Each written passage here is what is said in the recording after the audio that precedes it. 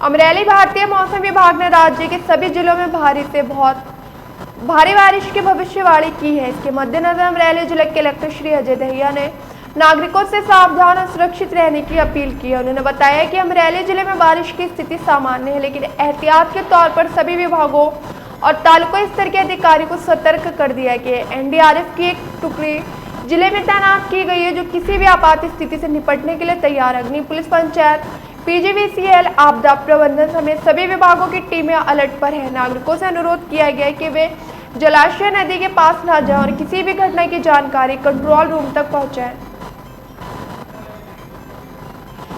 नमस्कार, हूँ अजय दहिया, जिला कलेक्टर अमरेली।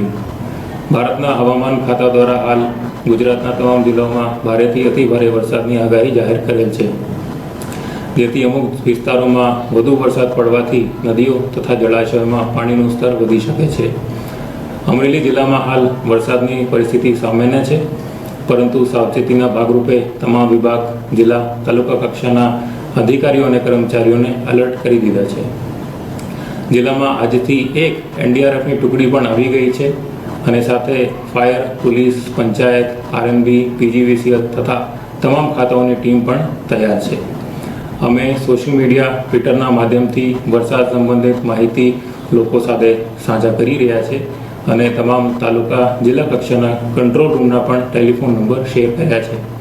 કોઈપણ બનાવની માહિતી લોકો 24/7 કંટ્રોલ રૂમ સાથે શેર કરી શકે છે।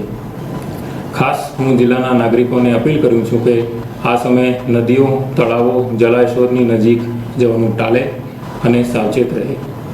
ભારે વરસાદ સંબંધિત કોઈપણ પરિસ્થિતિ અને મેનેજ કરવા માટે જિલ્લા વહીવટીતંત્રની સંપૂર્ણપણે તૈયારી